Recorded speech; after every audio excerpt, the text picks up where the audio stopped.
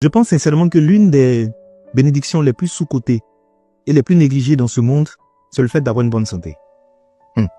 En qualité d'ancien grand malade, je peux vous confirmer que l'une des plus belles richesses que nous avons sur la terre, c'est la santé. Tu sais, tu peux avoir tous les problèmes du monde, avoir de sérieux problèmes. C'est le jour où tu vas avoir un problème de santé, tu vas te rendre compte qu'en fait, tu n'as qu'un seul problème. La santé. C'est l'une des richesses les plus silencieuses, les plus précieuses, les plus dangereuses, les plus délicates qu'on possède. Mais malheureusement, les hommes négligent ça. Je ne dis pas qu'on n'a pas de problème. Effectivement, on a des problèmes. Mais si tu as un problème de santé, c'est là que tu vas te rendre compte que tes vrais problèmes commencent maintenant. Vous savez, on est passé par des endroits. On a rencontré des personnes qui parlaient avec arrogance, avec suffisance. On voyait des personnes qui criaient, « Tu sais qui je suis? Je vais te créer des problèmes. Je vais te faire vivre un enfer. » Le jour où les personnes sont même malades, c'est là qu'elles se sont rendues compte qu'elles ne sont absolument rien. Je vous dis, le fait d'ouvrir ses yeux le matin et d'être en bonne santé, d'être capable de vaquer à ses occupations, de donner des commandes à son corps et puis son corps l'exécute sans qu'il y ait des blocages, c'est l'une des plus grandes bénédictions au monde. C'est pourquoi je dis quelqu'un qui a la santé ne peut pas dire que cette personne est pauvre. Elle doit juste se dire, je n'ai pas encore eu l'argent, mais la richesse seulement je l'ai en moi. Je veux vraiment, en parlant de cette vidéo, dans cette vidéo, donner un message d'espoir à toutes les personnes qui sont malades, qui ne croient même plus en leur guérison. Vous savez, tout le monde peut guérir. Moi, je faisais 27 kilos. Ils m'ont diagnostiqué une maladie chronique.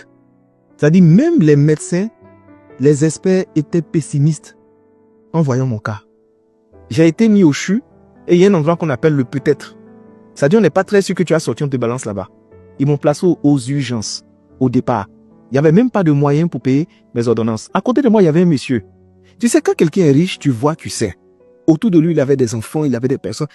Et il y avait plein de médecins autour de lui. Les factures viennent, ils payent. Les factures viennent, ils payent. Les factures viennent, ils payent. Moi, je suis dans mon coin. Une facture est venue, deuxième facture. Mon cher, mon père est en train de réfléchir à comment il va nous faire sortir des urgences pour m'envoyer dans un autre endroit parce que ça coûtait trop cher. Le monsieur là, nos regards sont croisés. Il était à côté de moi. Il est décédé sous mes yeux. Je suis sorti du CHU. Je suis tombé grièvement malade au Ghana. Ils m'envoient à l'hôpital de Koué. Je me suis retrouvé au milieu des gens. Tout le monde me regardait, ils étaient étonnés. Je suis sorti de là. C'est cette maladie qui était lourde. Et en ce moment, c'est-à-dire, même marcher 5 mètres, c'était difficile. Me laver, c'était compliqué. C'est en ce moment qu'en fait, l'humilité te gagne. Et puis toi, tu t'assois et puis tu dis, mais moi, mais c'est rien quand même. Hein. C'est notre caleçon qui est gros. Sinon, il n'y a rien dedans. Je vous assure. C'est pourquoi je vais dire aux personnes qui aujourd'hui ont une bonne santé, préservez votre santé au-delà de tout. Il y a des gens qui prennent trop des risques dans leur alimentation, dans leur vie au quotidien. Tu es jeune comme ça, tu marches, tu es essoufflé. Tu fais pas de sport. Tu te nourris mal. Tu ne dors pas. Tu es en train de chercher l'argent en longueur de journée. Tout l'argent que tu cherches, c'est pour la santé. Le jour où tu vas perdre la santé, tu vas courir maintenant chercher l'argent. Voici le problème des hommes.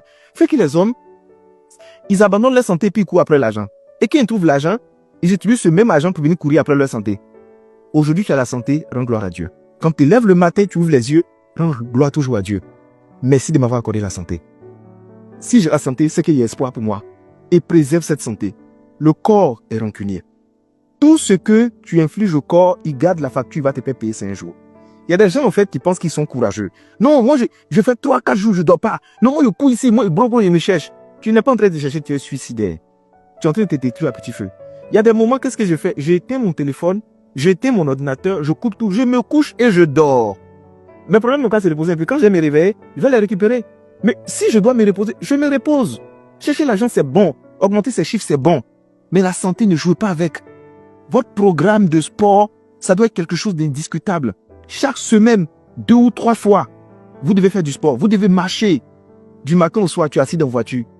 Tu manges gras, tu manges sucré, tu manges salé. Quand tu écrases même le cube comme ça, là même, là, tu souris comme ça, tu es content. Tu mélanges les alimentations qui sont bizarres. Il n'y a même pas de choses qui sont caloriques. Et plutôt, tout est calorique et tout est transformé. Fais attention à ta santé. Quand je vois des jeunes qui ont un physique qui est tellement repoussant, ça me fait mal. Parce que vous savez, il y a un niveau de négligence. C'est suicidaire. Et c'est méchant.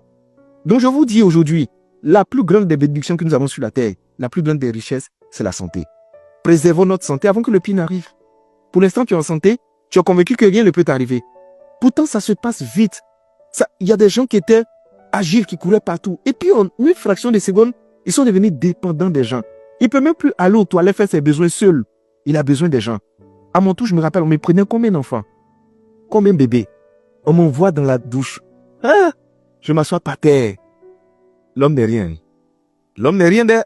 Et je monte sur la balance 27 kilos. T'as dit, je suis anémié, je suis devenu blanc. On voit mes veines comme ça.